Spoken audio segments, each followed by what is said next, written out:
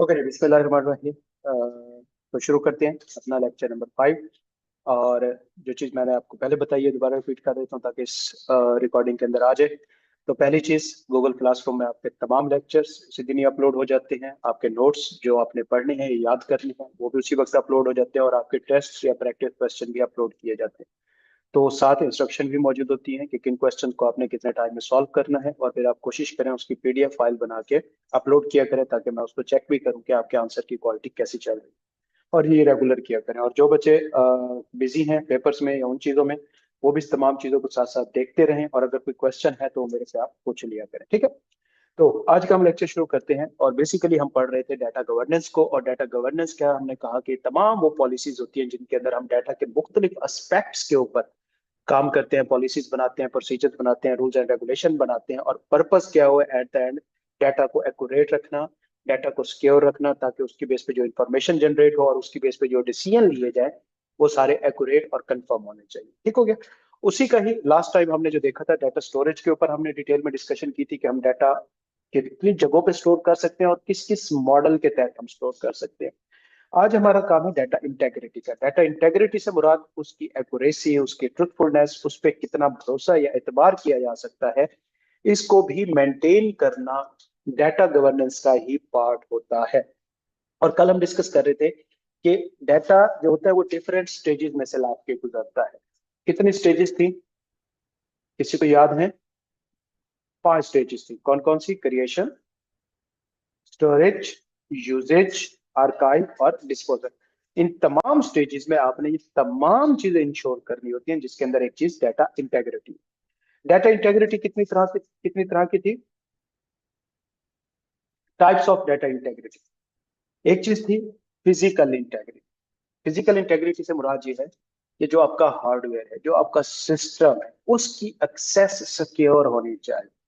मतलब वहां पे कैमरास वगैरह लगे हुए होने चाहिए, वहां पे बैकअप प्लान मौजूद होना चाहिए, लॉक्स होने चाहिए, सिस्टम्स के ऊपर पासवर्ड लगे होने चाहिए, कोई अनऑथोराइज्ड पर्सन उसे एक्सेस करके किसी भी तरह से डाटा को मैनिपुलेट ना कर सके। इस चीज को कहा जाता है फिजिकल इंटेग्रिटी। दूसरी चीज लॉजिकल इंटेग्रिटी। मतलब जो डाटा अंदर मौजूद है उसको इंश्योर करें कि उसके अंदर किसी तरह का एरर ओमिशन ना हो, किसी भी तरह की एरर या ओमिशन ना हो। आपने ये इंश्योर करना है। तो इसके लिए मुख्तलिफ तरह के हम मेजर्स लेते हैं, चेक्स यूज करते हैं, जिनका पर्पस क्या होता है? डाटा की एक्यूरेसी को इंश्योर करना। Ensuring data remains consistent and accurate and in database through constraint validation and relationship। relationship आगे चल के हम देख लेंगे जब हम बात करेंगे मुख्तलिफ किस्म के डीबीएस, डेटाबेस मैनेजमेंट सिस्टम पढ़ेंगे तो उसके अंदर हम देखेंगे। आगे आप इसके अंदर एक बात कर लेते हैं और वो है डाटा वैलिडेशन। कि डाटा वैलिडेशन को किस तरह से आप यूज करते हुए डाटा को एक्यूरेट रख सकते हैं ताकि गलती के चांसेस उसके अंदर कम से कम हो। फॉर एग्जांपल, मैं आपको एक एग्जांपल देता हूँ। नॉर्मली एक्सेल के अंदर हम देखते हैं कि किस तरह से हम डाटा के अंदर वैलिडेशन यूज करते हैं। मैं आपको एक चीज दिखाता हूँ। जैसे फॉर एग्जांपल, मेरे पास स्टूडेंट हैं क्लासेस में 1 2 3 4 5 6 7 8 9। ये एक मेरे पास लिस्ट है बरा। तो यहाँ पे student ID, student name, subjects और आप कह सकते हैं कोर्स या प्रोग्राम। ये मेरे पास एक डाटा है। मतलब मैंने अपने पास सिस्टम में स्टूडेंट का डाटा मेंटेन किया हुआ है और मुझे ये डाटा ये रखना है। ठीक है। अब मैं आगे जो वर्किंग कर रहा हूँ इसे फिलहाल आप ना देखें, ये प्रोग्रामिंग होती है एक्सेल के अंदर, फिर भी मैं देख लेता हूँ। इसको हम करते हैं प्रयास, इसको मैं करता हूँ कैफ, इसको मैं करता हूँ फाउंडेशन एसएससी का, इसको मैं करता हूँ स्किल, इसको करता हूँ एमएसए, इसको मैं करता हूँ सी फैब। मतलब ये मैं प्रोग्रामिंग कर रहा हूँ सॉर्ट ऑफ, जो हमारी पिछली शीट पे यूज। ठीक हो गया। इसी तरह सब्जेक्ट्स में मैं डाल देता हूँ कुछ DSRTXT BLD। मतलब ये सब्जेक्ट्स है नॉर्मली हम जो पढ़ाते हैं। अब मैं आपको एक और चीज दिखाता हूँ। मैं यहाँ पे गया, मैं डाटा में गया, यहाँ पे डाटा वैलिडेशन का मैं रूल लगाता हूँ, डाटा वैलिडेशन अप्लाई करता हूँ मैं इस कॉलम पे। मैं कुछ वर्किंग कर रहा हूँ, ये भी आपको जरूरत नहीं है, जब हम एमएस ऑफिस की क्लास करेंगे तो वहाँ पे आप देख लेना। तो वहाँ पे मैं आपको सिखाऊंगा ये चीज़ें कैसे होती हैं। तो मैंने इसको किया ओके, और ये मैंने ओके कर दिया। उसके बाद स्टूडेंट नेम नहीं, सब्जेक्ट पे आ जाते हैं। मैं यहाँ पे डाटा वैलिडेशन अप्लाई कर देता हूँ, डाटा वैलिडेशन। उसके बाद इधर चाहता हूँ इधर, और उसके बाद सो सिलेक्ट करता हूँ, यहाँ पे आता हूँ सब्जेक्ट से। चलो मैंने सब्जेक्ट सिलेक्ट कर दिए, और उसके बाद मैं कोर्स पे आता हूँ, यहाँ पे भी मैं वही एक्टिविटी करता हूँ, डाटा वैलिडेशन अप्लाई कर रहा हूँ, ताकि बाद में कोई इसके अंदर मैं जब डाटा इन कर रहा हूँ तो कम से कम गलती के चांसेस, तो देखिए गलती फिर भी हो जाती है, लेकिन उसके चांसेस को कम से कम रखने के लिए मैं सारी वर्किंग कर रहा हूँ। जैसे कि मैं इधर चलता हूँ, और ये कर देता हूँ। अब मैंने ये कुछ प्रोग्रामिंग कर ली, अब मेरी ये शीट है, डाटा की मेन शीट हमारी है, इसके अंदर मैंने डाटा इंटर करना है। अब फॉर एग्जांपल पहले तो मैं कहता हूँ कि जो मेरे स्टूडेंट हैं वो कितने हैं, टोटल 9 स्टूडेंट। एक चीज के अब मैं इस कॉलम के अंदर स्टूडेंट की आईडी मेरी किस फॉर्म में है, 1 2 3 फॉर्म में है, या बीच में कोई अल्फाबेट था? अल्फाबेट नहीं था ना कोई भी। तो लिहाजा चांसेस हैं या नहीं है कि मैं यहाँ पे अल्फाबेट टाइप कर सकता हूँ गलती से? ऐसे कर सकता हूँ। तो मैंने इस सेल के ऊपर एक तो ये प्रिंसिपल अप्लाई कर दिया है कि अल्फाबेट इसके अंदर ऐड नहीं हो सकता, सिर्फ क्या होगा, डिजिट। जैसे कि मैं ये लिखता हूँ एक अल्फाबेट, मैं इंटर करूंगा एरर। समझ आ गया? एक तो मैंने ये, दूसरी चीज मैंने उसे कहा कि मेरे टोटल स्टूडेंट्स कितने हैं, 9। तो इसके अंदर कोई भी डबल डिजिट ऐड नहीं हो सकता। समझ आई? सिर्फ कौन से हो सकते हैं, जो मेरे स्टूडेंट है। 1 किया आ गया, 2 किया आ गया, 3 किया आ गया, 8 किया आ गया, लेकिन मैं जैसे ही 11 लिखूंगा नहीं। मतलब एक चांस, काफी सारे चांसेस मैंने एरर के खत्म कर। अब अगर मेरे ये रूल्स लगे हुए हैं तो इस रूल्स के अंदर अगर कोई डाटा पड़ा है तो मेरा काफी भरोसा है इसके ऊपर कि स्टूडेंट आईटी के अंदर कम से कम ये वाली गलतियां नहीं होंगी। जैसे मेरे स्टूडेंट्स के अंदर कोई इस तरह के नंबर नहीं ऐड होंगे जो मेरे स्टूडेंट है ही, कोई उसके अंदर डिजिट्स नहीं होंगे, कोई एक्स्ट्रा अल्फाबेट्स नहीं होंगे, कोई एक्स्ट्रा डिजिट्स नहीं। समझ आ गए? स्टूडेंट नेम मुख्तलिफ होंगे, मैं कोई भी लिख सकता हूँ। सब्जेक्ट, अब मेरे सब्जेक्ट 3, यहाँ पे हो सकता है कोई और डेट पे ही लिखा जा सकता है, गलती से मैं लिखूंगा तो एरर आ गया। जो मेरे सब्जेक्ट है जो मैंने उनको दे दिए हैं वो लिखूंगा तो यहाँ पे लिखे जा सकते। समझ आ गई बात? अगर इसके अंदर मैं कोई डिजिट लिखता हूँ एरर आ जाए। सेम इसी तरह कोर्सेज हमारे पीआरसी हैं, अगर पीआरसी लिखता हूँ तो आ जाता है। मैं से के गलती से एफएस लिख दूं, नहीं है। ये बेसिकली मैंने क्या किया है, मैंने वैलिडेशन अप्लाई किया है ताकि जो डाटा मैं इसके अंदर रखूं उसके अंदर कम से कम गलतियों के चांसेस। ये कौन सी इंटेग्रिटी इंश्योर हो रही है? लॉजिकल इंटेग्रिटी इंश्योर हो रही है। और दूसरी साइड में मेरे सिस्टम पे पासवर्ड लगा हुआ, ये कौन सी इंटेग्रिटी है? सिस्टम कोई पासवर्ड है, फिजिकल इंटेग्रिटी है। कैमरे लगे हुए हैं क्लास में, ऊपर से देख रहे हैं कि मेरे सिस्टम को कौन एक्सेस कर रहे हैं, ये कौन सी सिक्योरिटी है? Physical integrity. कंसेप्ट क्लियर हो गया? कल मैं आपको ये समझाना चाह रहा था जो बात खत्म हो। ये हमारी लॉजिकल इंटेग्रिटी। उसके बाद अगली हमारी इंटेग्रिटी आती है entity integrity, ensuring each record in database is uniquely identified.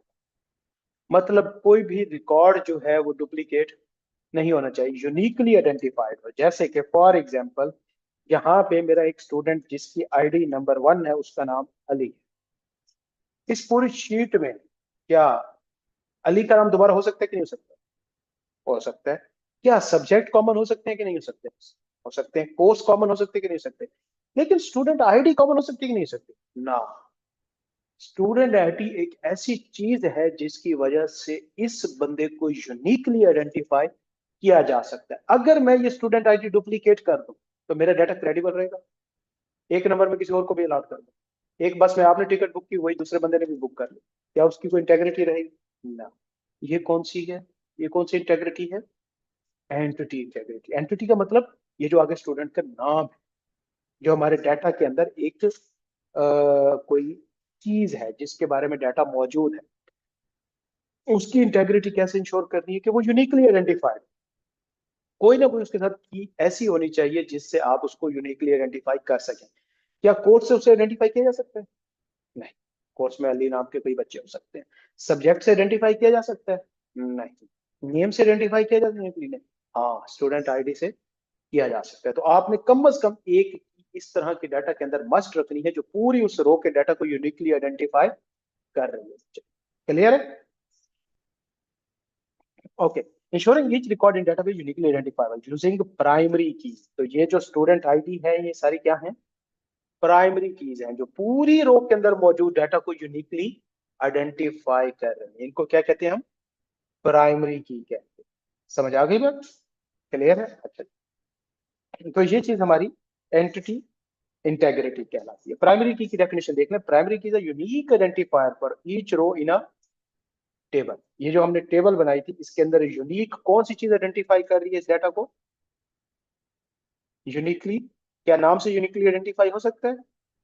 नहीं। सब्जेक्ट से हो सकता है? Student ID. और ये कॉलम है या रो है? ये जो स्टूडेंट आईडी है, स्टूडेंट आईडी नंबर 1, ये किस रिकॉर्ड को यूनिकली आइडेंटिफाई कर लिया? कॉलम को या रो को? रो को। जहां नंबर 1 लिखा है उसके सामने जो रिकॉर्ड है वो उससे रिलेटेड है, नीचे वाला नंबर 2 से रिलेटेड है? 1 से रिलेटेड रो है सारी की सारी। आप स्टूडेंट आईडी की डिस्क्रिप्शन को ना देखें जो ऊपर हेडिंग है, वो नहीं है प्राइमरी की, वो तो हेडिंग है। प्राइमरी की क्या है? 1, जिसका नाम क्या है? Student ID. तो ये जो 1 है ये इस रो को शो कर रहा है, नीचे कॉलम के साथ लिंक है? रो को शो कर रहा है। तो 1 प्राइमरी की है जो पूरी रो की क्या कर रहा है? यूनिकली डाटा को आइडेंटिफाई कर रहा है। A primary key is a unique identifier for each row in a table. समझ आ गई बात? It must contain unique values and can not have nulls. Zero नहीं हो सकते, खाली वैल्यूज इसके अंदर नहीं हो सकती। क्लियर है भाई? For example in a customer table the customer ID can serve as primary की बना दे। ये हमारी एंटिटी इंटेग्रिटी। दूसरी रेफरेंशियल इंटेग्रिटी। रेफरेंशियल इंटेग्रिटी क्या मतलब? जैसे फॉर एग्जाम्पल ये मेरे पास डिटेल है स्टूडेंट्स की। समझ आ गई बात? साथ ही मेरे पास एक और शीट है जहां पे मैं लिखता हूँ स्टूडेंट आईडी, टोटल फी,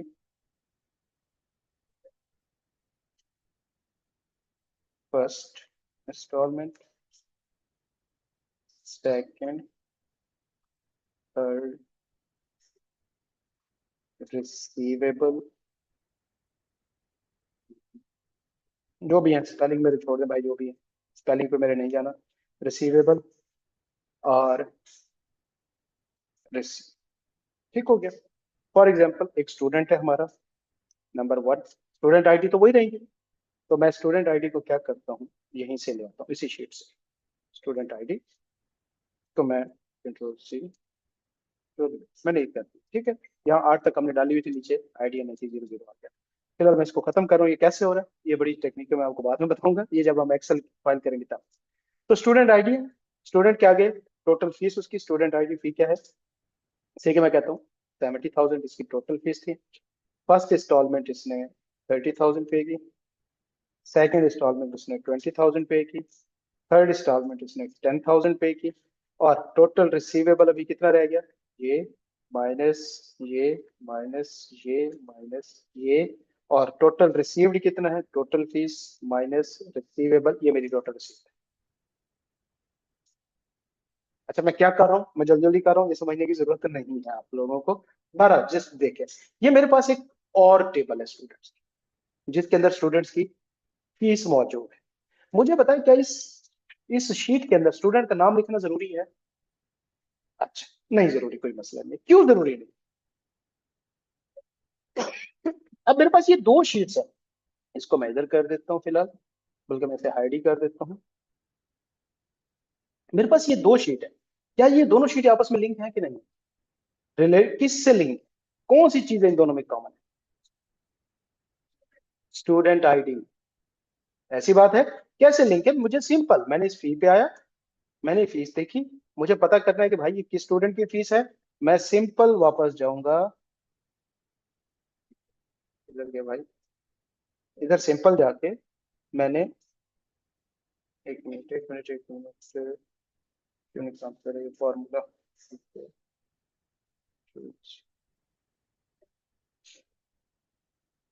ओके, मैंने सिंपल देखना है, ये होता है, ये देखें,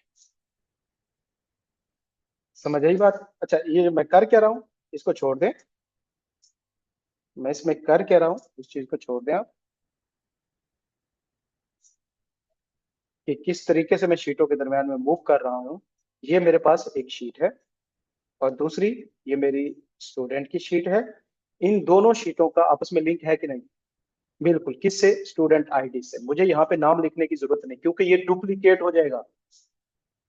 स्पेस घेरेगी ना जगह भाई, मेरे सिस्टम में स्पेस घेरेगी, मैं उधर भी नाम लिख रहा हूँ, दोबारा नाम लिखूं, क्या फायदा है? सिंपल स्टूडेंट आईडी मौजूद है, मैं देखना चाहता हूँ किस स्टूडेंट के, मैंने एक क्लिक किया वापस उसी पे आ गया। तो शीट पे आ गया, नजर आ गया, उस शीट पे आ गया। मैं वापस जाना चाहता हूँ तो मैं इधर से उस शीट को देख सकता हूँ कि यह कहाँ लिख गया।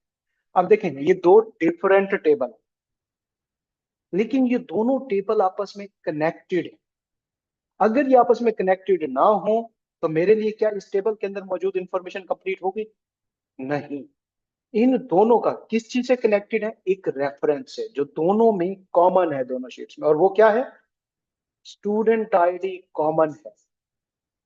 तो वो की, ये की है जो दो टेबल्स के दरमियान रिलेशनशिप मेंटेन करती है, रेफरेंस मेंटेन करती है, उसको फॉरेन की कहा जाता है। क्या कहते हैं? फॉरेन की। तो कंसेप्ट क्या है इंटेग्रिटी का, कि भाई आपके डेटाबेस में जितनी मर्जी टेबल्स हो, लेकिन उन हर टेबल का दूसरे टेबल के साथ कोई ना कोई रिलेशन होना या लिंक होना जरूरी है। अगर लिंक नहीं है तो उससे आप कन्वर्ट नहीं कर सकते, एक्सट्रैक्ट नहीं कर सकते, डाटा को यूज नहीं कर सकते। जैसे ये मेरी पहली टेबल है, इसके अंदर सारा स्टूडेंट्स का डाटा मौजूद है, इसके अंदर फीस लिखने की जरूरत नहीं, क्यों? इसमें फीस लिखूंगा ये बहुत सारे सेल हो जाएंगे आगे। तो मैंने फीस की अलहदा टेबल बना दी और इन दोनों टेबल्स को आपस में लिंक कर दिया, किसके साथ? कौन सी की के साथ? इसको क्या कहते हैं? वो की जो दो टेबल्स को आपस में कनेक्ट कर रही है, फॉरेन की। प्राइमरी तो यूनिकली आइडेंटिफिकेशन के लिए होती है, ये क्या है? फॉरेन की है, दो टेबल्स के दरमियान है। मैंने सिंपल किया तो मुझे दो टेबल्स के दरमियान में डाटा नजर आ मिल गया, इन दोनों का आपस में कनेक्शन। समझ आ गई बात? तो ये वाली इंटेग्रिटी क्या कहलाती है? Referential integrity, maintaining consistency between data related table. क्या होना चाहिए? फॉरेन की कॉन्स्ट्रेंट्स वगैरह ऐड करें, ताकि आपको चीजें डुप्लीकेट ना करनी पड़े। मुझे यहाँ पे नाम लिखने की कोई जरूरत है क्या इस टेबल में? नहीं। अगर मैं लिख दूं तो क्या मसला होगा? डुप्लीकेशन। डाटा जगह घेरेगा, डुप्लीकेशन होगी, कंफ्यूज हो सकता हूं मैं, किसी वजह से कोई एरर हो सकता है नाम लिखते हुए। कम से कम रखो ना भाई। तो मैंने फॉरेन की यूज करके इन दोनों टेबल्स के दरमियान में रिलेशन मेंटेन कर लिया।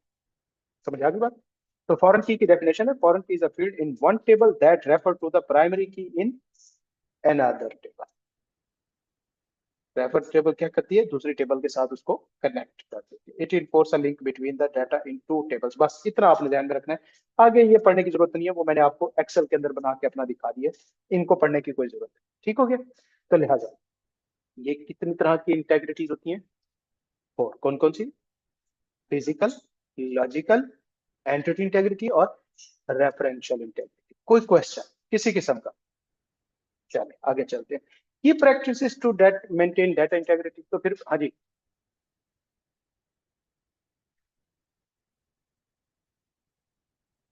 प्राइमरी की फॉरेन की भी हो सकती है।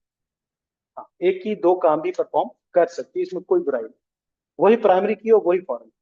दूसरी टेबल में भी तो वही प्राइमरी की डाटा वही बन रहा है ना, ऑर्डर नंबर। ये दोनों चीजें हो सकती हैं। अच्छा जी, ये प्रैक्टिस टू मेंटेन डाटा। तो इन चारों इंटेग्रिटी को मेंटेन करने के लिए मैनेजमेंट की क्या प्रैक्टिसेस होनी चाहिए, क्या काम उन्हें करने चाहिए, कौन कौन से मेजर्स लेने चाहिए कि चारों तरह की डायरेक्टरी को? पहली चीज तो वैलिडेशन होनी चाहिए, जो मैंने अभी फाइल के अंदर आपको करके दिखाई है। एक्सेल में मैंने वैलिडेशन लगाई है ताकि किसी तरह का कोई इसमें एरर के चांसेस कम से कम हो जाए। दूसरे नंबर पे ऑडिटिंग एंड मेंटोरिंग, रेगुलरली मुझे अपने डाटा को चेक करते रहना चाहिए। अब मेरा अकाउंटेंट बैठ के एंट्रियां कर रहा है, मैं गारंटी नहीं कर सकता कि वो ठीक कर रहा है, मुझे शाम को जाकर देखना पड़ता है कि भाई डेबिट क्रेडिट ठीक है नहीं, कि कल को मुसीबत मेरे गले पड़े। तीसरे नंबर पे एक्सेस कंट्रोल होने चाहिए, मतलब पासवर्ड होने चाहिए स्क्रीन के ऊपर। लोग जो सिर्फ ऑथराइज्ड हो, जिनके यूजर नेम और पासवर्ड हो, सिर्फ वही लोग डाटा को एक्सेस कर सकें, कोई और एक्सेस ना कर सके।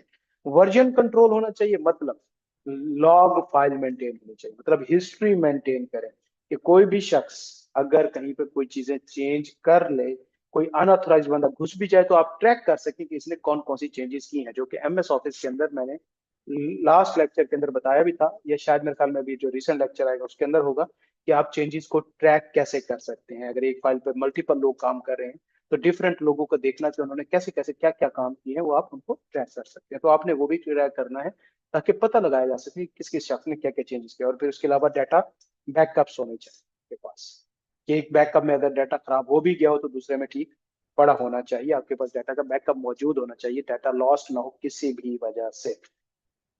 क्लियर है बच्चा? ये 5 काम करके ये चारों तरह की जो इंटेग्रिटी हमने पढ़ी है, ये मैनेजमेंट क्या कर सकती है, इंश्योर कर सकती है। ओके, नीचे टेबल है डाटा इंटेग्रिटी की keys. Data validation physical integrity को मेंटेन करती है।